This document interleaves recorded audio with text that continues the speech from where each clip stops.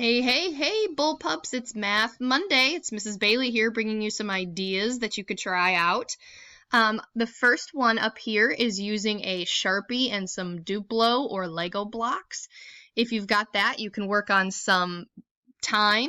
For instance, they have 6:23 right here. That also means 23 minutes after 6 or 37 minutes till 7. So that would be a way to kind of build your knowledge of what time looks like and when you're talking about time. I know when we're talking about the vocabulary of time, we say things like half past 6 o'clock or quarter to 7. So those are some things that you could also put on these Duplo blocks or Legos. Additionally, you don't have to do time. You could do other math concepts such as addition or multiplication, subtraction, division, where you have a number up here like 25, and then you've got to build what would multiply to make 25. So for instance, maybe I'd find two blocks that have 5. 5 times 5 equals 25. So there's lots of different ways that you can modify this for whatever math that you're learning. This one right here is just really for funsies. So think of a puzzle piece, right? I think of the game Tetris when I see this. What you're doing is basically taking different Lego pieces and putting them together in order to fit to make an image. Okay, in this case, it's just a square, but you could do other shapes or images as well.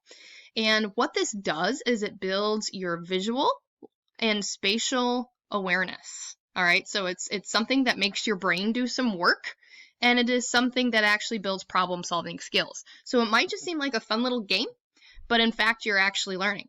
So that is definitely something that you could do if you've got some Legos laying around.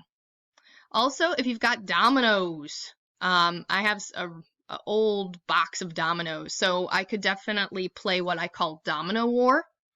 So what happens is the player with the highest number keeps the dominoes. So if you look over here, if you add these dots together, this would be 8, and this would be 6. So of course the winner is the one who owns the 8 domino. So they get to keep it. So it's just like playing the card game War, but instead using dominoes. You could also spice this up a little bit by using multiplication. So instead of 5 plus 3, you're doing 5 times 3, which is 15, right? So lots of different ways that you can use dominoes. Those of you, again, like if you're like me, you've got some old games lying around and you can modify them to make something new. So this is a Guess Who game, and you don't have to use Guess Who. You could just use cards, little note cards, and write on them. But if you've got that, you could also put different numbers in your Guess Who slots, like you see here, and then you play I have Who has. Do you have 2 times 4? Well, we know 2 times 4 is 8. So you ask your partner if they have that, and then they have to knock it down.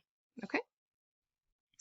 Can you make the number 36 using these numbers? So what you do is you think of different ways that perhaps you could come up with the number 36. Now, this is really great for young students, but it's also awesome for older students because you can play with the order of operations, my 4th and 5th grade friends.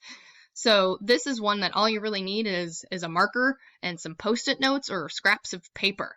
So I encourage you to try that one at home too, is coming up with different ways to make that. And if you were in Miss Dallas's class, this actually used to be a game that you could play.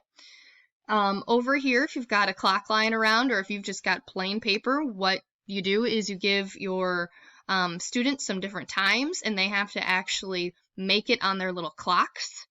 Or if you don't have a clock, you could use a paper plate and make that into a clock face and then do it that way. Or you could just draw it on a piece of paper. So some different ways to practice math on this Monday. I hope that you use some of these ideas and you keep that brain sharp. Have a great week.